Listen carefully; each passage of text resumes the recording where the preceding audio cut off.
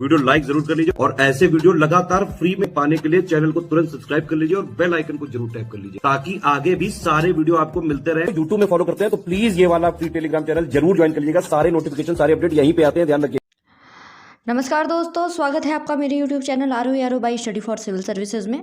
जैसा कि दोस्तों आपका एग्ज़ाम आने वाला है, आपका यूपी पीसीएस हुआ, आरो या फिर अपर निजी सचिव की आप तैयारी कर रहे हैं, इन सभी की देखिए लगभग एग्ज़ाम डेट आ चुकी है और अब एग्ज़ाम आपका लगभग एक ही साथ 1 महीने के गैप पे पेपर आपका कंडक्ट कराया जाएगा। तो बिल्कुल अपनी प्रिपरेशन में लगे रहिए। आज हमको पढ़ना है मध्यकालीन भारत का इतिहास और उसमें आज हम देखेंगे सल्तनत कालीन स्थापत्य। ठीक है, तो इसको देखते हैं। सबसे पहले कुतुबुद्दीन ऐबक, ठीक है, तो इनके समय के क्या क्या स्थापत्य थे ये देखेंगे। तो इनका है कुव्वतुल उल इस्लाम मस्जिद जो कि दिल्ली में है, कुतुब मीनार दिल्ली में और अढ़ाई दिन का झोपड़ा ये अजमेर में। ये देखिए, इससे सवाल उठ के आते हैं कि किसने कौन सा बनवाया या फिर मिलान करने को, 2 तरीके के सवाल आते हैं। तो देख लीजिएगा, ये देख लिया कुतुब मीनार, ढाई दिन का झोपड़ा जो कि अजमेर में है, ये कुतुबुद्दीन ऐबक। अब इल्तुतमिश की अगर बात करें तो इस समय में सुल्तानगढ़ी का मकबरा, ठीक है, जो कि नासिरुद्दीन मलकापुर में है। अतरकीन का दरवाज़ा जो कि सिंह द्वार जिसे बोलते हैं, ये जोधपुर नागौर। हौज ए शम्सी जामा मस्जिद और शम्सी ईदगाह ये बदायूं में है।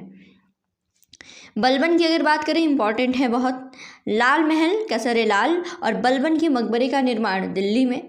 बलबन ने इल्तुतमिश का जो कैसर सफ़ेद यानी श्वेत महल भी था इसको भी बनवाया था।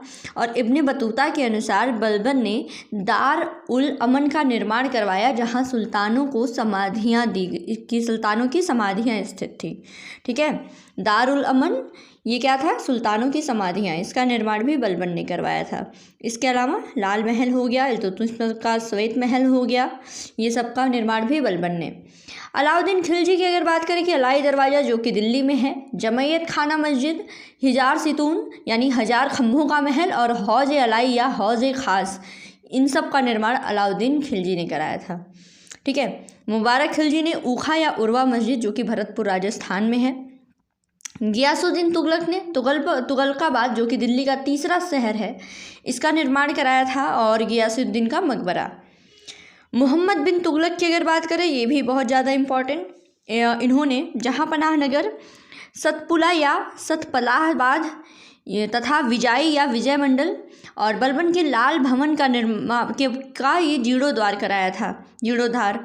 और आदिलाबाद का किला हुआ, 12 खम्भा महल हुआ, शेख निजामुद्दीन औलिया, मुल्तान में शेख रुकनुद्दीन अबुल फतह और अजोधन में शेख अलाउद्दीन मकबरा। ये सारी चीज़ें जो हैं वो मोहम्मद बिन तुगलक के स्थापत्य के अंडर आती हैं। फिर फिरोज़ तुगलक की अगर बात करें तो फिरोज भवन निर्माताओं का राजा सिद्ध हुआ, जिसने 300 नगरों, 16 कुएं, 5 नहरों, 5 अस्पतालों, 100 कब्रों, 100 पुलों, 10 स्नानागार, 1200 बागों और 10 समाधियों का निर्माण कराया था। ये इसीलिए बोलते हैं फिरोज़ तुगलक को भवन निर्माताओं का राजा।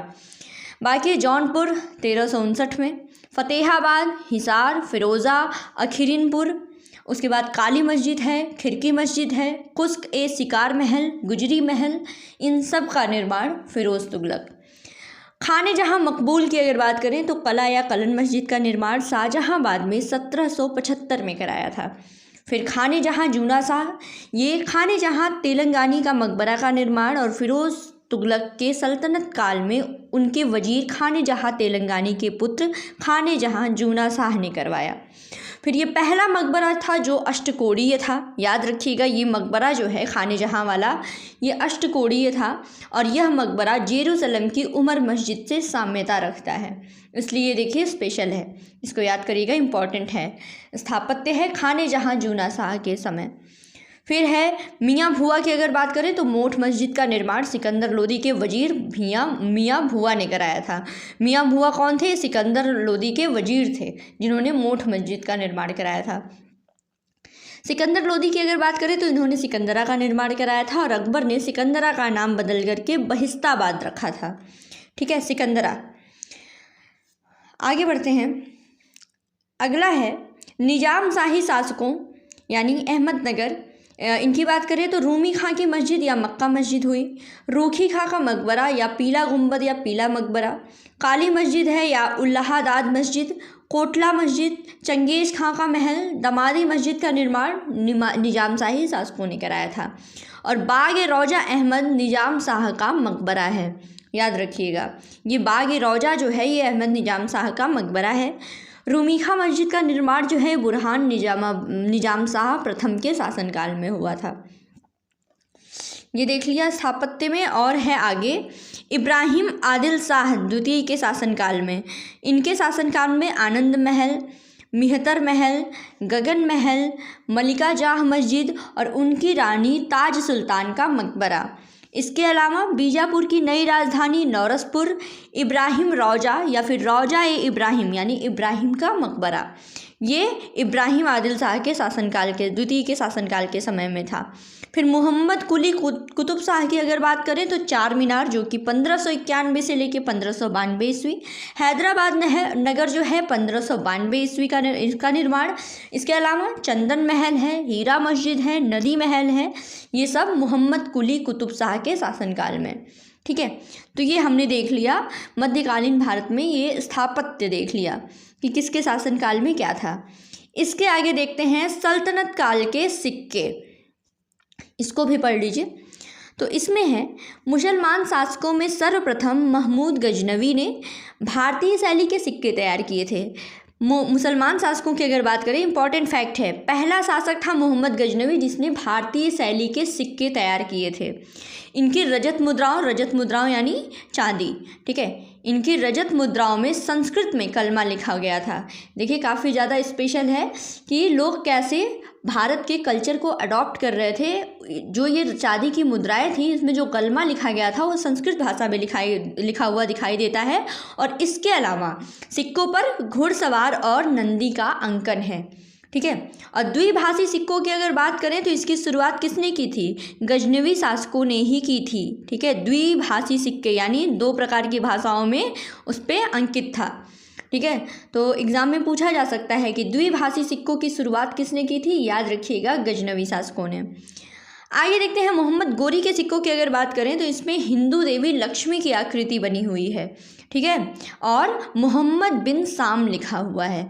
ठीक है, ये भी एग्जाम में पूछा गया। ये देखिए, जो फैक्ट आपको पॉइंट वाइज दिए जा रहे हैं ना, ये एग्ज़ाम में आपके बार बार पूछे गए हैं या फिर एग्ज़ाम में पूछे जाने की संभावना है। स्टडी फॉर सिविल सर्विसेज की तरफ से आपको वेस्ट मटेरियल नहीं दिया जाएगा। ये भी एग्ज़ाम में पूछा गया है कि हिंदू देवी लक्ष्मी का अंकन किस शासक के सिक्कों पर मिलता है, तो वो है मोहम्मद गोरी। फिर है इल्तुतमिश की अगर बात करें तो ये पहला सुल्तान था जिसने अरबी के रजत सिक्के चलाए थे और जिसमें चांदी का टका और जीतल प्रमुख है। टका और जीतल ये सिक्कों के प्रकार हैं, याद रखिएगा, जो कि इल्तुतमिश ने चलाए थे। फिर है सर्वप्रथम इल्तुतमिश ने ही बगदाद के अब्बासी खलीफा अल मुल्तसिर का उल्लेख मिलता है। ठीक है, बगदाद के अब्बासी खलीफा अल मुस्तासिर का उल्लेख मिलता है ये इल्तुतमिश के सिक्कों पर। बाकी रजिया के समय के सिक्कों की अगर बात करें तो उसकी उपाधि उम्दत उल निशवा उत्तीर्ण है। और बलबन की अगर बात करें तो बलबन ने सोने का टका चलाया था जिस पर हजरत दिल्ली उत्तीर्ण है। ठीक है, और दुगाने गियासी नामक भी सिक्के चलाए थे बलबन ने। ठीक है, अब अलाउद्दीन मसूद शाह की बात करें तो इनके सिक्के पर सर्वप्रथम अब्बासी खलीफा अल्तमुल्तसीम के बारे में बताया गया है और खिलजी ने यगनी, इक्कनी, दुगनी और दुअन्नी के सिक्के चलाए थे। ठीक है, फिर आगे देखते हैं मोहम्मद बिन तुगलक के सिक्कों पर तख्तगाए दिल्ली तथा तख्तगाए दौलताबाद लिखा हुआ मिलता है मोहम्मद बिन तुगलक के सिक्कों पर। और दुकानी और चांदी का सवाई टका मोहम्मद बिन तुगलक ने चलाया था और इसी ने सोने का दिनार और चांदी का अदली सिक्का चलाया था। ठीक है, याद रखिएगा, बहुत इंपॉर्टेंट है। मोहम्मद बिन तुगलक ने दिनार जो कि सोने का होता था और अदली जो कि चांदी का होता था, ये इसने मोहम्मद बिन तुगलक ने चलाया था। अब अगला फैक्ट है कि शमसिराज अफीफ के अनुसार फिरोज शाह तुगलक ने चांदी का ससगनी सिक्का चलाया था। फिरोज शाह तुगलक ने चांदी का ससगनी सिक्का। ठीक है, इसके अलावा दोगानी, वगानी, सुल्तानी, यगानी नामक सल्तनत युगीन सिक्कों का उल्लेख जो है यह शहाबुद्दीन अल उमरी ने इसका उल्लेख किया हुआ है। ठीक है, ये सिक्कों के प्रकार हैं दोगानी, वगानी, सुल्तानी, यगानी। ठीक है, इसके अलावा कश्मीर में कौड़ी और पश्चिमी तट पर शुद्ध चांदी के लारी सिक्के जो देश विदेश में मान्य थे ये प्रचलित थे। ठीक है, तो ये सारा फैक्ट जो है वो सिक्कों के बारे में है, बहुत ही इम्पॉर्टेंट। क्या क्या देखा? द्विभाषी सिक्कों की शुरुआत गजनवी शासकों ने की थी।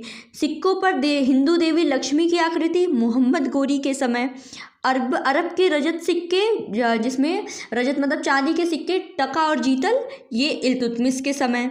ठीक है, बाकी सोने का सिक्का चलाया था बलबन ने। और उसके बाद और क्या फैक्ट आपने देखा था कि सोने का दिनार और चांदी का अदली ये जो है मोहम्मद बिन तुगलक के समय। और फिरोज़ शाह तुगलक ने चांदी का सिक्का चलाया था ससगनी। और बाकी आपका कश्मीर में कौड़ी और पश्चिमी तट पर शुद्ध चांदी के लारी सिक्के ये आपके देश विदेश में प्रचलित थे। तो ये तो हमने देख लिया सल्तनत काल के सिक्कों के बारे में। तो ऐसे ही इम्पॉर्टेंट वीडियोस के लिए हमारे चैनल को सब्सक्राइब कीजिए। और बाकी अगर आप कोई पेड ग्रुप वगैरह या फिर अपनी प्रिपरेशन को और अच्छा करना चाहते हैं, ठीक है, यहाँ पे तो आपको देखिए फ्री वीडियोस आपको दिए जा रहे हैं मेरे चैनल पे। और ये जो फ्री वीडियोस हैं ये स्टडी फॉर सिविल सर्विसेज के पेड ग्रुप के मटेरियल हैं जो आपको बिल्कुल फ्री में बिना परचेज किए प्रोवाइड कराया जा रहा है। ठीक है, इसके अलावा अगर आप कोई दूसरा पेड ग्रुप शुरू करना चाहते हैं, किसी और एग्ज़ाम की प्रिपरेशन कर रहे हैं, या फिर आपको टेस्ट पेपर की ज़रूरत है, आप डेली क्विज लगाना चाहते हैं, ठीक है, कुछ भी है, अगर आप अपनी प्रिपरेशन को अच्छा करना चाहते हैं तो देखिए डिस्क्रिप्शन बॉक्स में दिया गया है आपको नंबर, वहाँ पे जाइए, कांटेक्ट कीजिए और जैसा भी जो भी आपके एग्ज़ाम के लिए सूटेबल हो उस हिसाब से पेड ग्रुप ज्वाइन कीजिए। और अगर आप हमारे फ्री इनिशिएटिव को फॉलो करना चाहते हैं तो स्टडी फॉर सिविल सर्विसेज का जो मेन चैनल है वहाँ पे आपको काफ़ी ज़्यादा वीडियोस मिल जाएंगे। इसके अलावा जो मेरा चैनल है ROARO study for civil services, यहाँ पे आपको GS करंट अफेयर्स सब कुछ प्रोवाइड किया जा रहा है। इसके अलावा स्टडी फॉर सिविल सर्विसेज का टेलीग्राम का चैनल है, वहाँ पे आपको क्विज वगैरह ये भी सारी चीज़ें फ्री में प्रोवाइड कराई जा रही हैं कि अगर आप पेड ग्रुप भी नहीं खरीद सकते हैं तो हमारी तरफ से आपको फ्री में ही इनफ मटेरियल दिया जाता है जहाँ पे आप अच्छे से अपनी तैयारी कर सकते हैं। तो बिल्कुल लग जाइए, समय बहुत ही कम है। Thank you so much.